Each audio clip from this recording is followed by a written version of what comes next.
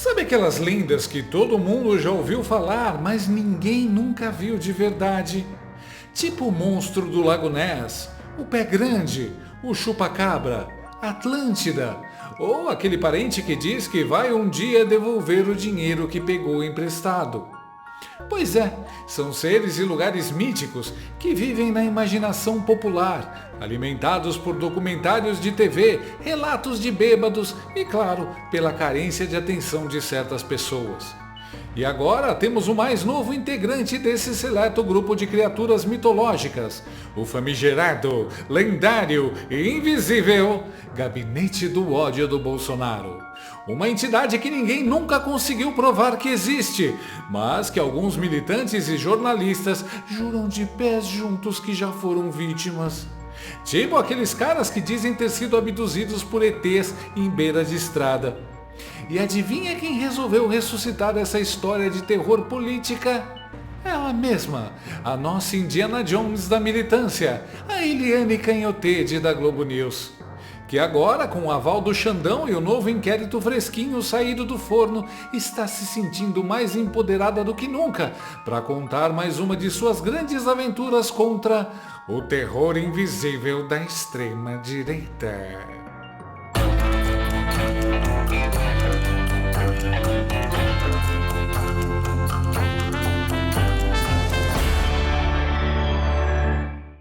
Brasilinas e brasilinos, preparem-se, porque o roteiro de hoje parece escrito por um estagiário da Netflix viciado em teorias da conspiração e novelas mexicanas.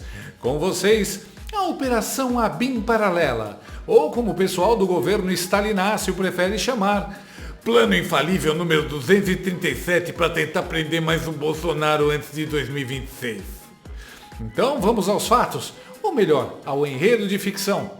Em pleno junho de 2025, a Polícia Federal, aquela que virou praticamente um departamento de roteiristas do PT, resolveu indiciar Carlos Bolsonaro. O motivo? Uma suposta participação num esquema de espionagem, a famigerada BIM Paralela. Versão brasileira, Herbert Richards. Coincidência ou não? Spoiler, não é coincidência. Esse indiciamento veio logo depois da notícia de que o Carluxo estava cotado para ser candidato ao Senado por Santa Catarina. Sim, meus amigos, mal o pai Bolsonaro sussurrou que o filho poderia ir para o Senado e pá, veio o indiciamento. Coisa de filme, daqueles bem ruins de sábado à tarde. Agora vamos à sequência mais constrangedora desse episódio, a acusação da ABIN Paralela. Segundo o roteiro da PF, quer dizer, segundo o relatório sigiloso que curiosamente vazou em todos os portais de esquerda ao mesmo tempo, o Carluxo fazia parte de um mega esquema de espionagem com um software chamado, atenção, First Mile. Nome que parece mais título de música do Linkin Park do que de ferramenta de espionagem.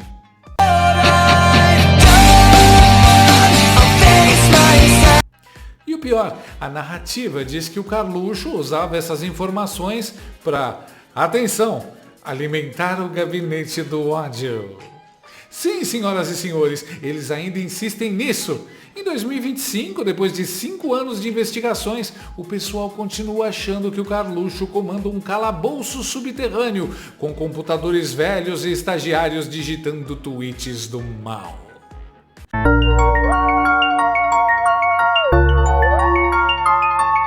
Para dar um ar de seriedade ao pastelão, a PF resolveu colocar no relatório nada menos que 37 nomes.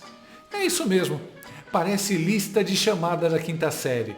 Tem de tudo, ex-diretor da BIM, servidores de carreira, policiais federais, o Ramagem, o Carluxo e até o atual diretor da BIM indicado pelo Stalinácio, o tal do Luiz Fernando Correia.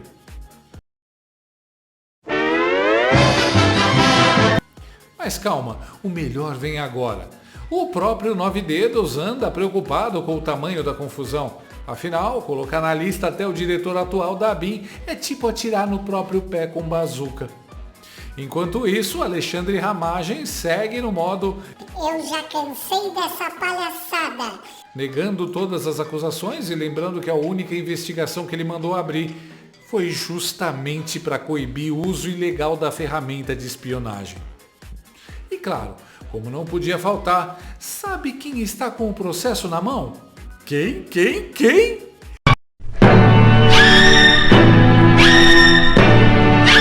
Acertou você aí que gritou Xandão na frente do celular. Sim, o nosso professor Xavier da censura, o rei dos inquéritos infinitos, o homem que faz papel de juiz, vítima, investigador, promotor e, se deixarem, operador de som da audiência. O detalhe hilário, Xandélia aparece no inquérito como uma das supostas vítimas da tal espionagem. Ou seja, ele vai julgar num caso no qual ele mesmo é a vítima. Para variar. Agora vamos ao que interessa, o motivo real disso tudo. Está escancarado. O medo da eleição de 2026 está tirando o sono da esquerda. Depois da delação do Mauro Cid virar pó, depois das narrativas do golpe fake começarem a desmoronar, o PT resolveu partir para o plano B. Transformar todos os possíveis candidatos da direita em criminosos antes mesmo da campanha começar. Lembra o que o Lula disse outro dia? Que está preocupado com um Senado mais à direita em 2026? Nós precisamos eleger senadores da República. Porque se esses caras elegerem a maioria de senadores, eles vão fazer uma muvuca nesse país. Pois é, e parece que a PF ouviu o recado direitinho. Afinal... E eu quero garantir ao senhor, presidente Lula, que essa Polícia Federal, hoje, toda ela, está a serviço de uma única causa, que é a sua causa, a causa do Brasil. E o Carluxo, como reagiu? Do jeito que só ele sabe, com ironia nas redes sociais. Alguém tinha alguma dúvida que a PF do Lula faria isso comigo? Justificativa? Creio que os senhores já sabem. Eleições de 2026? Acho que não. É só coincidência. Ponto pro Carluxo pela sinceridade. Já o Flávio Bolsonaro foi além, chamou o indiciamento de mentiroso, sem qualquer fundamento, e ainda aproveitou para lembrar que tudo isso acontece bem na mesma semana em que a delação de Mauro Cid está virando pó radioativo.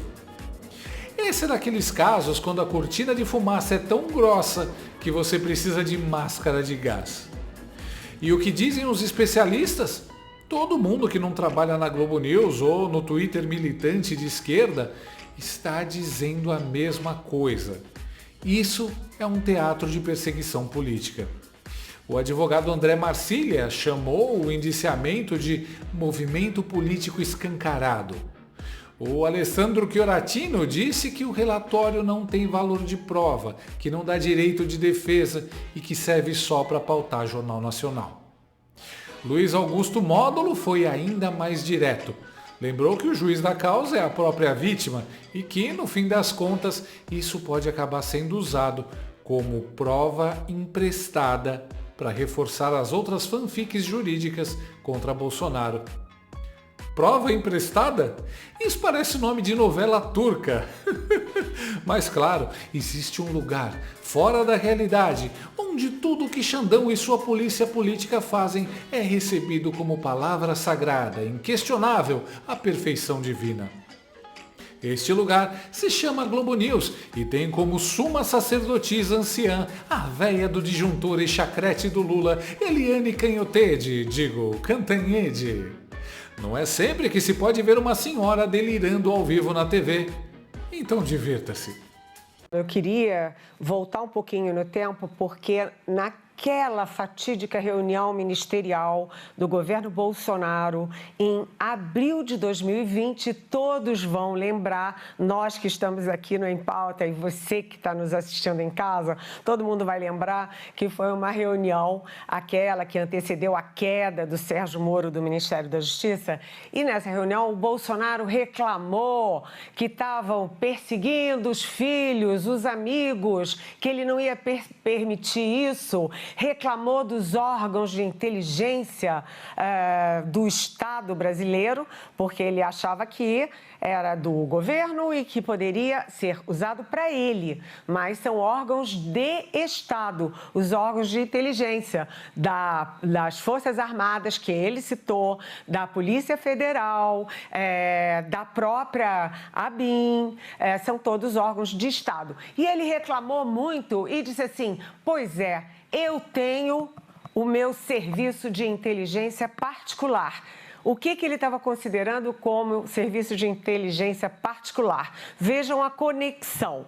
Você tinha o gabinete do ódio dentro do Palácio do Planalto, comandado pelo Carlos Bolsonaro, que é o filho 02 do Bolsonaro, vereador no Rio de Janeiro. Tinha o gabinete do ódio, que identificava os alvos, os motivos para perseguir as pessoas, mas eles precisavam de um braço executivo. E esse braço executivo acabou sendo a Agência Brasileira de Inteligência, a ABIN, que eu repito pela terceira vez, é um órgão de Estado que não pode ser usado como foi para perseguir adversários políticos, adversários pessoais, de acordo com os interesses do presidente de plantão, para defender os filhos, os amigos do presidente e para perseguir o que eles consideravam adversários desses mesmos personagens, o presidente, os filhos e os amigos. Ou seja, eles usaram esse instrumento, o First Mile, né, para fazer o quê?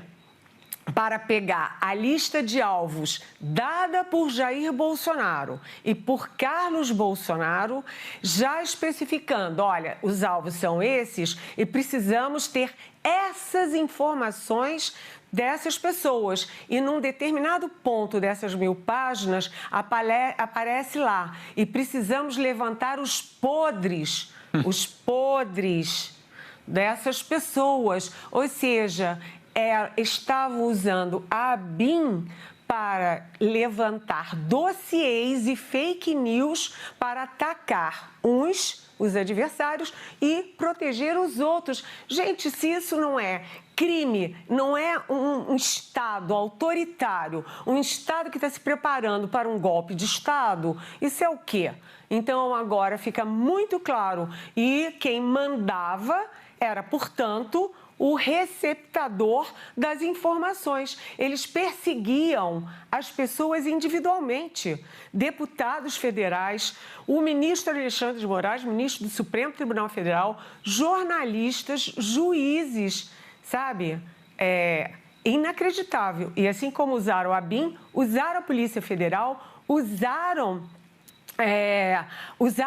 tentaram usar a estrutura de inteligência das Forças Armadas, tudo como se o Bolsonaro fosse dono do país e dono das instituições de Estado. Tudo caminha para a conclusão óbvia. Era já a preparação do golpe. Mano, essa véia bebeu laquê de novo? Se controla, tia, tá feio. Isso de novo de gabinete do ódio? O papo do golpe falhou, né? Nossa, acabou o golpe, agora é algo ainda mais velho. Bora para mais uma narrativa fajuta.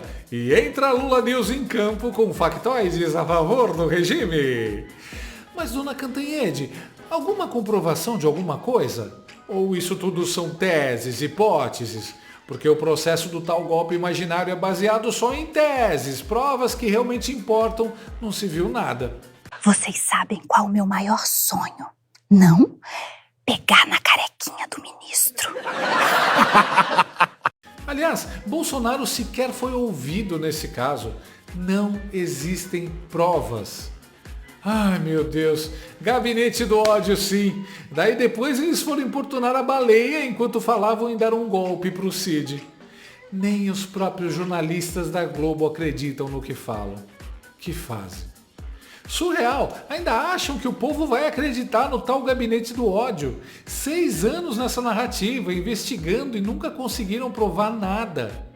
E o mais engraçado, que gabinete do ódio inútil é esse, que em 4 anos de governo não prendeu ninguém, não perseguiu ninguém. Só o STF do ódio que prende quem quiser, né? O único gabinete do ódio que se tem provas da existência é aquele comandado pela Janja, lembra? Uma própria ex-integrante denunciou.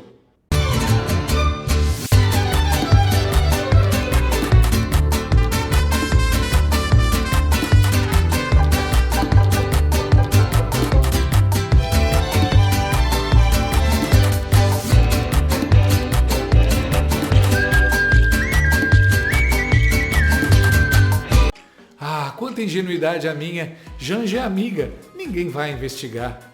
O gabinete do ódio está no governo do PT, financiado pelo dinheiro público, Mind8, aquela agência de marketing que contratava os influenciadores fedidos e feios, entre eles a Choquei. Gabinete do ódio é gastar 54 milhões para monitorar a direita na internet, como o Lula está fazendo.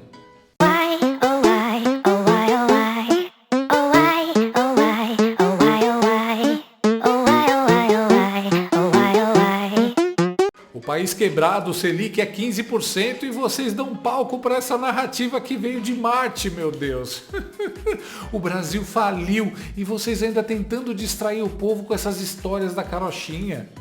A véia é paga para contar as histórias que o STF manda, mas não consegue convencer. Requentando a mentira pela 1000ª vez. Mais uma ficção para substituir a narrativa do golpe fake. Sempre que uma narrativa é destruída pelos fatos, criam uma nova narrativa. Engraçado, eu queria entender a mente, o raciocínio da véia do disjuntor. A ABIN estava a serviço do Bolsonaro, não é legal, né? Agora a PF sendo usada pelo PT e STF para perseguir absurdamente e ilegalmente a oposição, debaixo do nariz da canhotede, ela não fala nada. Essa é a democracia que eles defendem. Tudo blá blá blá, essa PF a serviço da toga tem zero credibilidade e a SECOM não oficial do desgoverno é a máquina de propaganda mais cara de pau que o país já viu. Estão falando para poucos desavisados e alguns alienados, mas não há mal que dure para sempre. Resumindo, o que temos aqui é mais um episódio da série Como Destruir Adversários Sem Precisar de Eleição. O roteiro é sempre o mesmo. 1. Vaza-se um relatório. 2. A imprensa amiga dá o escândalo como fato consumado. 3. O STF fica com o processo nas mãos. 4. E o povo? Bom, o povo vai cansando dessa perseguição seletiva. Enquanto isso, 2026 se aproxima e eles já sabem que nas urnas não tem chance. E assim, encerramos mais um episódio da série Lendas que Ninguém Nunca Viu, mas a Globo News jura que existem. Tivemos o Pé Grande, o Monstro do Lago Ness, o Chupa-Cabra, a Atlântida e, claro, o grande protagonista da paranoia militante, o Gabinete do Ódio de Bolsonaro. Uma entidade tão etérea, tão misteriosa, que nem o Scooby-Doo com a turma da Mistério S.A. conseguiria encontrar. Mas sabe o que não é lenda? O que é bem real, palpável e aparece na sua TV todos os dias com cara de indignação forçada e narrativa pronta? Isso mesmo, o verdadeiro e único gabinete. O gabinete da mentira, com sede própria, estúdio, luz, teleprompter e tudo mais. A redação da Globo News, onde a nossa querida Eliane Canhotede trabalha firme, forte e sem descanso, criando roteiros de ficção política dignos de série B. Esse sim, é difícil de acreditar. Ai, um ministro me mandou essa figurinha muito rápido. Peraí que eu vou catar aqui. Eu tô adorando esse negócio de figurinhas, porque as fontes, elas surpreendem. Quando elas mostram a situação está sob controle, só não sabemos de quem. Gostou desse vídeo? Então inscreva-se no canal, comente, curta e compartilhe com seus amigos. Não gostou? Compartilhe com seus inimigos. Até o próximo vídeo, se o mundo não acabar antes. Por hoje é só.